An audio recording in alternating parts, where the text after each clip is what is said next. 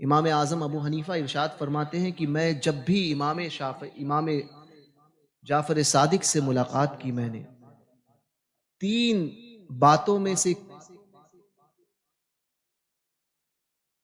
کبھی کوئی ایک بات ایسا نہیں ہوا کہ تینوں میں سے کوئی ایک بات خالی رہی ہو. یعنی جب بھی میں ملا ان سے، یا تو امام جعفر صادق روزے سے ہوتے، یا قرآن پاک کی تلاوت کر رہے ہوتے، یا نماز میں ہوتے.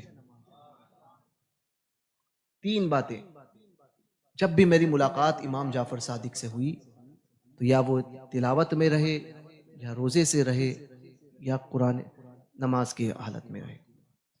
یہ ایک بات. یہی بات سرکار غریب نواز کی ذات میں دیکھ لو.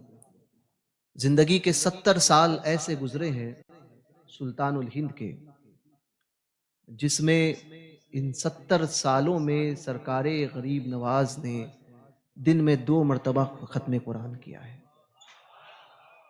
جس کے نفل پر عمل کرنے کا عالم یہ ہو، اس کی فرائض کی ادائیگی کا عالم کیا ہوگا. تو آج یہاں سے جا رہے ہیں، ایک پیغام لے کر جائیں، کسی حال میں نماز نہ ترک کرنا. کسی حال میں نماز جماعت کی پابندی کے ساتھ میں، مگر جماعت بھی اسی کے پیچھے نماز پڑھیں جس کے پیچھے ہوتی ہو. سمجھے؟ جس کے پیچھے ہوتی ہے اسی کے پیچھے بڑھ دیجیے گا. اب ایک بات اور، کیونکہ رافضیت کا ایک فتنہ چل رہا ہے ابھی، چند کل یا پرسوں جو ہے وہ کچھ پڑھنے میں ایک بات آئی تو بڑا دل خوش ہو گیا. حضرت امیر معاویہ رضی اللہ تعالی عنہ کو ٹارگٹ کرتے ہیں، ہے نا. حضرت امیر معاویہ کون ہے؟ حضرت ام حبیبہ کی بھائی ہیں، کاتب وحی ہیں، صحابی رسول ہیں. اور ایک رشتہ اہل بیت کے ساتھ میں امیر معاویہ کا کیا ہے آپ کو پتہ ہے؟ کسی کو پتہ ہے بھائی؟ اور ایک رشتہ ہے اہل بیت اطہار کے ساتھ. رافضیوں کان کھول کے سن لینا اور جا کے اپنی کتابوں میں ڈھونڈ کر دیکھنا. امام حضرت امیر معاویہ کی سگی بھانجی کون؟ سگی بھانجی کس کے نکاح میں ہے آپ کو پتہ ہے؟ امام حسین کے. سبحان اللہ. حضرت علی اکبر کی والدہ ہے سیدہ لیلا. حضرت علی اکبر کی والدہ ہے. کہاں سے نکالو گے؟ اہل بیت کے رشتوں سے.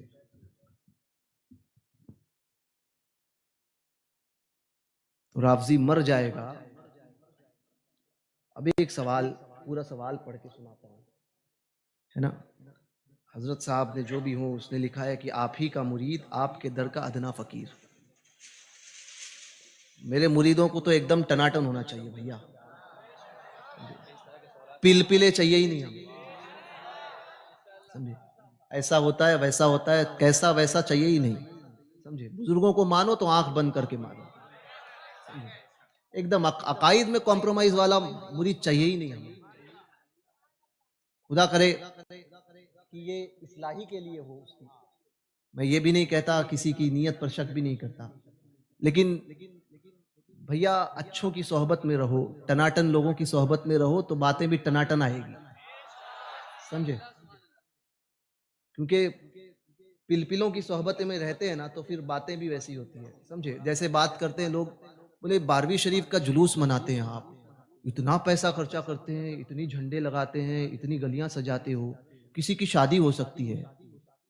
دیکھو صرف جلوس میں ہی اور جو 12ویں میں ہی شادی یاد آتی ہے کسی غریب کی. تو 15 لاکھ کا 25 لاکھ کا گھر بناتا ہے کروڑ کا، تب تجھے یاد نہیں آیا؟ تو 1 لاکھ کا گھر بنا سکتا تھا، 99 لاکھ خرچہ کر دیتا شادی میں، ہے نا. کپڑے اچھے اچھے پہنتا ہے، بیوی کو 15 تولے کا ہار دیتا ہے، تب یاد نہیں آتا ہے غریب کی شادی ہو سکتی تھی. بھابڑوں تمیز میں رہنا. سمجھے؟ اچھے کام 5 ڈیگ، کوئی 11 ڈیگ غوث پاک کے نام سے بنا لی، کھانا غریبوں کو کھلا دیا، یا 72 ڈیگ امام علی مقام کے نام پہ بنا دی ہے نا، کھیر بنا دی، تو فوراً یاد آتا ہے غریب کا پیٹ بھر سکتا تھا، راشن دیا جا سکتا، تو دینا، وہ کام تو کرنا، سارے کام ہمارے ہی ذمہ ہیں، ہے نا، کچھ تو تم کرو، ہے نا۔ بولے اجتماع اتنا بڑا کرتے ہیں، اتنا کام دوسرا ہو سکتا تھا، تو ہم اجتماع کرتے تو دوسرا کر لے، صحیح ہے نا۔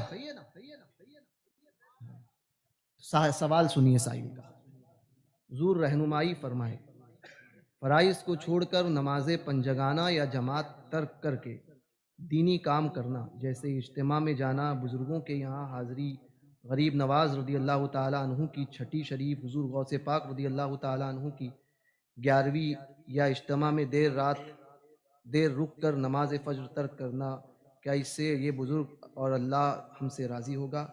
کیا ہمارے دینی مسائل، نماز کے فرائض، مسلمان کے حقوق، ماں باپ کے حقوق سیکھنا ضروری نہیں؟ ٹھیک ہے، یہ سوال ہے بھیا۔ سب سے پہلے تو ہم نے کہا ہی نہیں، یا ہمارے علماء کہتے ہی نہیں کہ آپ نماز چھوڑو، نماز چھوڑ کر آؤ، یہ فرض آپ سب پر ہیں، ہم پر ہے، ٹھیک ہے، تو نماز کی تاکید تو سب کرتے ہیں۔ دوسری بات یہ، جماعت کے ساتھ میں، تو ابھی میں نے کہا کہ جماعت کے ساتھ میں نماز پڑھیے، مگر پہلے امام دیکھیے کہ کون ہے، 12 کا ڈبل تو نہیں ہے سب سے پہلے، کیونکہ عقیدہ ہے نماز فرض ہی ہم پر ہے، نماز کے فرض ہونے کے لیے ایمان کا ہونا شرط ہے، ایمان نہیں نماز فرض نہیں، سمجھ گئے یہ بات؟ دوسری بات یہ ہے کہ اب میں نے صاف کہہ دیا، دینی کام تو جماعت ترک تو نہیں کر سکتے، نماز بھی پڑھنی ہے 5 وقتہ، ماں باپ کے حقوق بھی ادا کرنے ہیں، مسلمان کے حقوق بھی ادا کرنے ہیں، فرائض کی پابندی بھی کرنی ہے، یہ ساری چیزیں تو ہے ہی، اس سے چھٹکارا ہی نہیں ہے، کلمہ پڑھ لیا، بالغ ہو گئے تو یہ ساری چیزیں ہم پر لازم ہو گئی، ٹھیک ہے۔ اب دوسری بات یہ کہ اجتماع میں جانا، غریب نواز کے در پہ جانا، غوث پاک کے در پہ جانا، تو بالکل جائیے۔ کبھی کبھی ایسا ہوتا ہے کہ کوئی بے نمازی اجتماع میں گیا تو نمازی ہو گیا، کوئی بد کردار سرکاروں کی بارگاہ میں حاضری دے دی تو اچھا بن گیا، تو یہ کیسا سوال ہے؟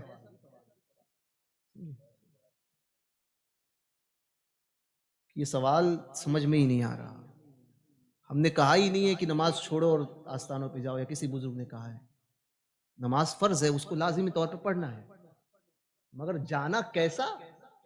تو جانا تو بالکل چاہیے، بالکل جانا چاہیے فرائض کی ادائیگی کے ساتھ میں، اور اتنا تو ہر ایک سمجھتا ہے کہ ماں باپ کے حقوق ہے، اب جو نہیں کرتا ادا، یہ اس کا مسئلہ ہے بھیا، کرنے چاہیے، نماز کی پابندی کرنی چاہیے، اور راضی ہوگا رب تبارک و تعالی یا نہیں ہوگا، یہ میرے ذمہ تو ہے ہی نہیں، ہے نا۔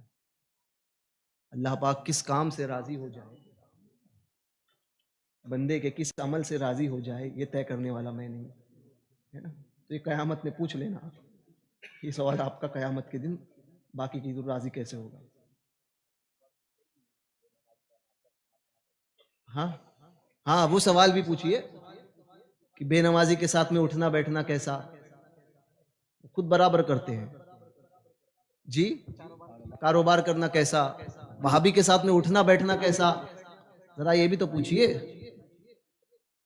دیوبندی کے ساتھ میں رشتہ داری کرنی کیسی، کبھی یہ بھی سوال پوچھئے ہم سے، سمجھے بھیا؟ اگر آپ ایک کرتے ہیں تو 5 کیجئے کل سے، دیکھ، سمجھے، نیاز کا انکار ہی نہیں کرتے ہم کو کوئی بولے گا کہ نیاز مت کرو، یہ کام کرو، ہم کہیں گے 10 کرنا، 11 کرنا، وہ کام بھی کریں گے ساتھ میں، سمجھے،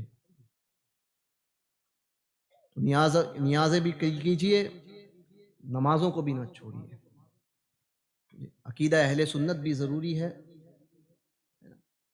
اور جس سے ہمارے سنیت کا اظہار ہوتا ہو، ایسے کام کرنا بھی ضروری ہے۔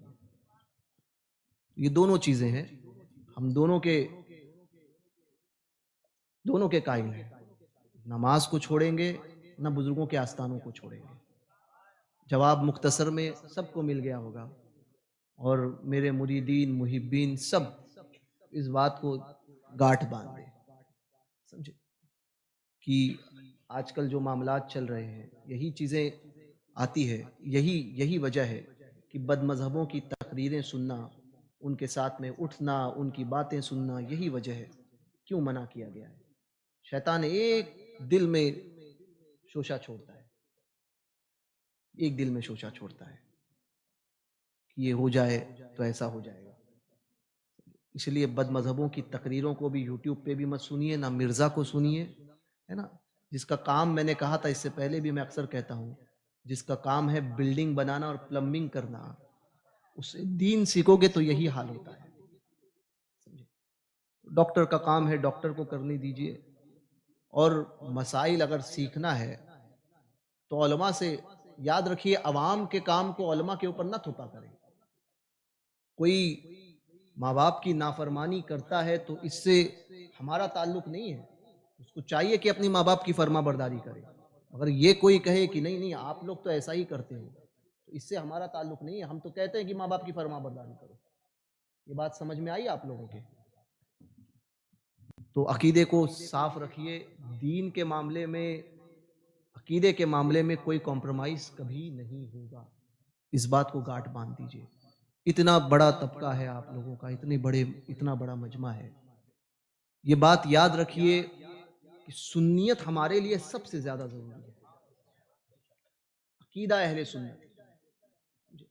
داتا صاحب کو پڑھو، دماغ کام نہیں کرتا ہے، غریب نواز کے ملفوظات کو پڑھیے، سرکار نظام الدین اولیاء کی تعلیمات کو پڑھو، لیکن اس کے لیے پڑھنا ضروری ہے، بزرگوں کے اقوال کو پڑھو تو پتہ چلتا ہے دین کس چیز کا نام ہے اور ایمان کی حیثیت کیا ہے، ایمان کتنا ضروری ہے۔ آج ہم سمجھتے ہیں کہ یہ لوگ کہتے ہیں کہ ایک آدمی صاحب کہنے لگے کہ آپ آتے ہیں، مطلب آپ لوگوں کا کام ہوتا ہے صرف رد کرتے ہو، رد کرتے ہو، رد کرتے ہو۔ بھائی ضرورت جس کی ہوتی ہے اسی کی بات کی جاتی ہے، سمجھے؟ ابھی اجتماع ہوا تو ایک صاحب نے کہا کہ اجتماع ہوا آپ لوگوں کا، اور مگر وہ اصلاح کے تعلق سے بات نہیں ہوئی، سمجھے؟ میں نے کہا کون سی اصلاح کی؟ تو بولے وہ روزے کے تعلق سے بیان نہیں ہوا۔ تو سارے بیان کرنے کی ذمہ داری ہم نے ہی لے کے رکھی ہے، اصلاح، عقیدے کی اصلاح سب سے بڑی ہے اس وقت، سمجھے؟ لوگ وہابیت رافضیت کی طرف جا رہے ہیں، ہاں اصحاب رسول کو گالیاں دی جا رہی ہے، اس کے بعد میں آپ کہہ رہے ہو کہ نہیں نہیں روزے رکھنے کے معاملات بتائیے، ہیں؟ ارے بھیا ایمان بچے گا تب تمہارا روزہ کام آئے گا۔ تو ہمیں پتا ہے ہمیں کیا کرنا ہے، سمجھے؟ جمعہ کے لیے ہوتے ہیں نا ائمہ حضرات، وہ آپ کو بتائیں گے جمعہ کے اندر روزے کی کیا اہمیت ہے، نماز کی کیا اہمیت ہے، سارے مسائل آپ کو اسی سٹیج پہ نظر آتے ہیں، سمجھے؟ کہ سارے مسائل 2 گھنٹے میں ہی بولیں، تو ہمیں پتا ہے کہ کیا بولنا ہے۔ باقی آپ جمعہ میں، یا اتنا شوق ہے تو ہفتہ واری اجتماع کیا کریں، اپنے اپنے مساجد میں سب جمع ہو جائیں، آپ دعوت دیں، سب کو جمع ہو جائیں اور مسائل پر گفتگو ہو۔ تو علماء جانتے ہیں، منبر پر بیٹھے ہوئے لوگ جانتے ہیں کہ کس چیز کی کیا کب ضرورت ہے، اور اسی حساب سے ڈوز دیا جاتا ہے، سمجھے؟ تو یہ ایک اہم ضرورت ہے، وہابیت سے، دیوبندیت سے، فرقہ باطلہ سے اپنے آپ کو بچایا جائے۔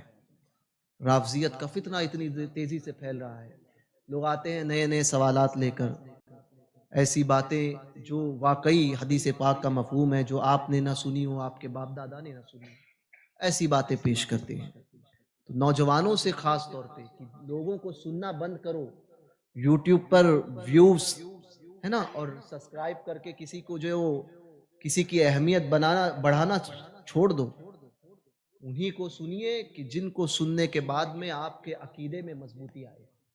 اس بات کو گاٹھ باندھ دیجئے، علم حاصل کرو، علم مگر علم حاصل کرتے وقت یہ دیکھیے کہ جو علم حاصل کر رہے ہیں وہ علم ہمیں بزرگوں کا مؤدب بناتا ہے یا گستاخ بنا رہا ہے، بے ادب بنا رہا ہے، اس کی طرف توجہ دیجیے۔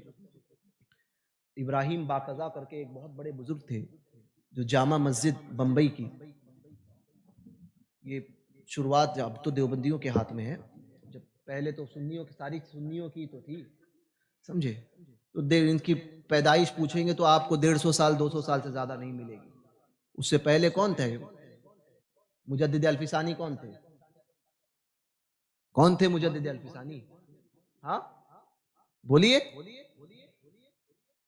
داتا اجویری کون تھے؟ غریب نواز کون تھے؟ فضل حق خیرآبادی کون تھے؟ تاریخ اٹھا کر دیکھ لیجیے۔ بہرکیف مختصر میں عرض کرتا ہوں کہ بد مذہبوں کے متعلق کہ جو فتنہ تیزی سے پھیل رہا ہے، اسے سننے سے، ان لوگوں کو پڑھنے سے بچیے۔ ہمارے بزرگوں کا ایک مشن رہا ہے، داتا صاحب حضرت سرکار مجدد الفسانی رضی اللہ تبارک و تعالی عنہ کی گردن کو اکبر بادشاہ نے ایسا، اس کے سپاہیوں نے پکڑا تھا کہ صرف سجدہ تعظیمی آنکھ سے کر لو، پلکوں کے اشارے سے ہم چھوڑ دیں گے۔ یہاں تک کہ اتنے زور سے پکڑا گیا کہ ناک سے خون بہنے لگا۔ مجدد الفسانی نے فرمایا یہ بھی روا نہیں، جبکہ اس وقت جان بچانا فرض ہے، لیکن روا نہیں کیا۔ کیوں؟ کیونکہ عقیدہ اتنا مضبوط ہونا، عقیدے میں کمپرومائز نہیں ہوگا۔ یہ سیکھیے۔ بد مذہبوں سے دور رہنے کی لوگ باتیں کرتے ہیں، ہم کہتے ہیں، لوگ کہتے ہیں کہ نہیں سب کے ساتھ میں رہیں گے۔ آج دیکھیے لوگوں نے رشتہ داریاں کر لی، کل بولیاں بولنے لگ گئے، اور آگے چل کے کیا حال۔ تو ابراہیم باقضا رحمۃ اللہ تعالی علیہ یہ عرب کے بزرگ تھے اور بمبئی کی جامع مسجد کے دوسرے امام غالباً تھے، اور امامت فرمائی آپ نے آج سے 100 سال پہلے، 150 سال پہلے۔ حضور شاہ فضل رسول بدایونی رحمۃ اللہ تعالی علیہ کے خاص دوستوں میں، تو اس وقت اسماعیل دہلوی مردود کا فتنہ جو ہے وہ جنم نہیں لیا تھا۔ تو اسماعیل دہلوی کے معاملے، یہ بات سمجھ کے جائیے گا، مختصر سی بات ہے مگر آخری بات عرض کر رہا ہوں۔ اسماعیل دہلوی یعنی وہابیت نے جنم نہیں لیا تھا، اس کے نظریات اندر اندر پنپ رہے تھے، یعنی لوگوں کے سامنے پیش نہیں ہوئے تھے، چونکہ شاہ عبدالعزیز محدث دہلوی کے خاندان کا، شاہ عبدالعزیز محدث دہلوی رضی اللہ تعالی عنہ کا سگا بھتیجا، تو وہ بمبئی آیا، اور بمبئی میں محمد علی ناخدا ان کے گھر پہ قیام ہوا، کیونکہ بڑے خاندان سے تعلق رکھتا تھا، اور تبھی بد مذہبیت، بد عقیدگی جو ہے وہ کھلی نہیں تھی۔ قیام ہوا، جمعہ کا دن تھا، ابراہیم باقضا رضی اللہ تعالیٰ عنہ خطبے کے لیے جب نماز کے لیے پہنچے تو حضرت منبر پر بیٹھ رہے تھے، خطبے کے لیے حضرت بیٹھے، تو جیسے ہی اذان ہوئی خطبے کی تو حضرت نے اپنے انگوٹھے کو چوما، انگوٹھے کو چوما، اور یہ اجازت خطیب کے لیے ہوتی ہے، عوام کو نہیں ہے، خطیب کے لیے ہے۔ انگوٹھے چومے، اس نے دیکھا، نماز ہوئی، صلاۃ و سلام پڑھا گیا، ساری چیز ہوئی، گھر پہ چلے گئے۔ محمد علی ناخدا کو یا ابراہیم ناخدا کو اسماعیل دہلوی نے کہا کہ مولانا کی تقریر بڑی اچھی رہی، مولانا کا قرات تو بہت زبردست ہے، عرب کے ہیں، مگر دو باتیں سمجھ میں نہیں آئی کہ وہ انگوٹھا انہوں نے کیوں چوما، اور پھر کھڑے ہو کر سلام کیوں پڑھا، یہ دو باتیں مجھے سمجھ میں نہیں آئی۔ اب وہ محمد علی ناخدا وہ بھی لگا ہوا تھا بزرگوں کے قدموں سے، اس نے رات کی دعوت کر دی ابراہیم باقضا کی کہ حضور آج گھر پہ تشریف لائے، دعوت ہے۔ حضرت تشریف لائے، کھانے کے لیے بیٹھے، دوران گفتگو اس نے کہا کہ حضور آپ کی ساری باتیں سمجھ میں آتی ہے، مگر وہ انگوٹھا چومنا جو ہے، آپ نے خطبے میں جو انگوٹھا چوما وہ سمجھ میں نہیں آیا، اور وہ کھڑے ہو کر صلاۃ و سلام ہاتھ باندھ کر صلاۃ و سلام ہوا وہ سمجھ میں نہیں آیا. یعنی آج سے 150 سال پہلے بھی یہ عمل ہمارے بزرگوں کا تھا. ٹھیک ہے. تو ابراہیم باقضا تھے نا، بڑے عالم دین، سمجھ گئے، فوراً جواب دیتے ہیں کہ محمد علی سیٹھ، یہ سوال اگر آپ کا ہے تو آپ کے لیے اتنا کافی ہے. جواب سنیے آپ. انگوٹھا چومنا، حضور کے نام پر انگوٹھا چومنا اور کھڑے ہو کر ہاتھ باندھ کے صلاۃ و سلام پڑھنا. ابراہیم باقضا آج سے 250 سال پرانے بزرگ ہیں، فرماتے ہیں یہ سوال اگر تمہارا ہے، ایک عام انسان کا ہے، تو پھر اس کے لیے اتنا کافی ہے. یہ کام ہمارے بزرگ کرتے آئے، اس کے لیے اتنی دلیل کافی ہے. انگوٹھا کس نے چوما؟ ہمارے بزرگوں نے چوما، ہمارے اکابرین علماء نے، مشائخ نے چوما، تو ہم چومتے ہیں. کھڑے ہو کر ہاتھ باندھ کر صلاۃ و سلام کس نے پڑھا؟ تو ہمارے مشائخ نے، ہمارے بزرگوں نے، ہمارے علماء نے پڑھا، تو ہم پڑھتے ہیں. یہ اگر سوال تمہارا ہے تو ایک عام انسان کے لیے جواب کافی ہے. اور تمہارے کندھے پر بندوق رکھ کے کوئی دوسرا چلا رہا ہے، جیسے ہمارے مرید کے نام پر کوئی دوسرا بندوق چلا رہا ہو، ہے نا، تو اس کے لیے آپ نے جواب دیا کہ وہ پھر خود سامنے آئے، کندھے کا استعمال نہ کرے. پھر دلائل سے ہم جواب دیں گے، پھر دلائل سے ہم جواب دیں گے. اس لیے آپ کو اگر آ کر پوچھنے کے لیے کوئی بات کرے نا کہ یار تقریر بڑی اچھی رہی مگر وہ بدمزموں کا رد کیوں ہوا، وہ نہیں ہونا چاہیے تھا، تو اس کی ایک ہڈی دے کر جا رہا ہوں جو کبھی نہ اس کے حلق سے نکلے گا، وہ نہ اگلے گا. سمجھے؟ ایک ہڈی دے کر جا رہا ہوں، وہ ہڈی ہمیشہ رہے گی. سمجھے؟ میں نے برا کس کو کہا؟ بد مذہب کو، جو ہے نا. رد کس کا کیا؟ بد مذہب کا. ٹھیک ہے. تو جس کا کیا برا کس کو لگنا چاہیے؟ اس کو.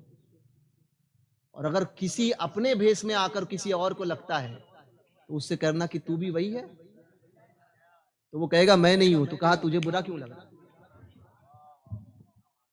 جب تجھے کہا ہی نہیں تو تجھے برا کیوں لگ رہا؟ جس سے کہا اس کو لگنا چاہیے، اور اگر اس کو لگا ہے تو سامنے آئے. یہ ہے ہمارے علماء، ہے نا، جواب دینے کے لیے کافی ہے. تو مقابلہ برابری والے میں کیا کیجئے.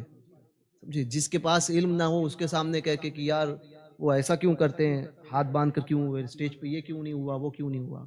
علم والوں کے پاس آ کے بات کرو. سمجھے؟ تو یہ باتیں ذہن میں رکھیے گا.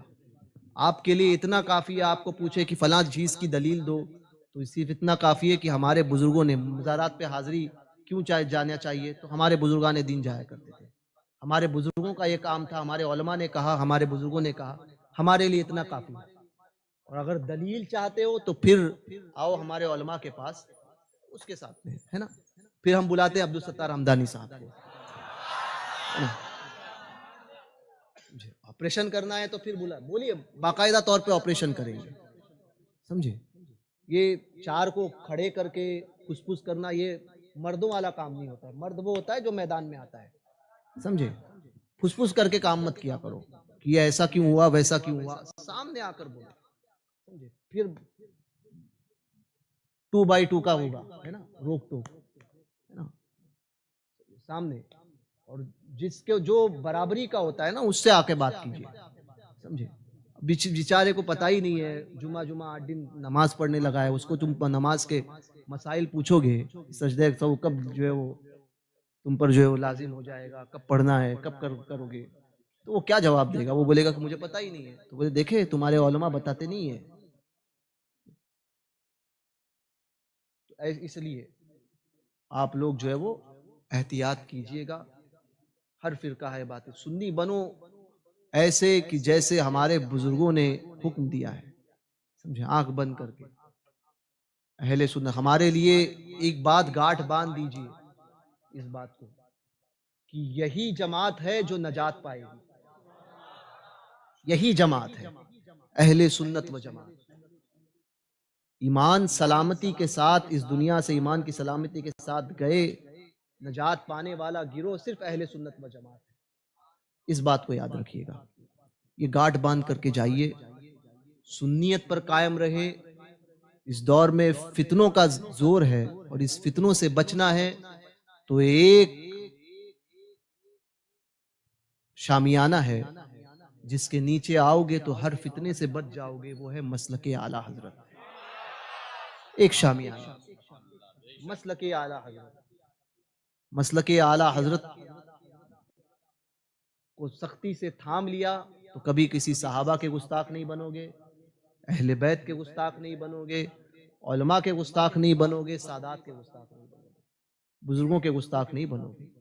ایک پلیٹ فارم، مسلک اعلی حضرت کو سختی سے تھامے رکھنا، سنیت پر قائم رہنا۔ اعلی حضرت کی ذات اس دور میں ایمان کے حفاظت کی ضامن ہے،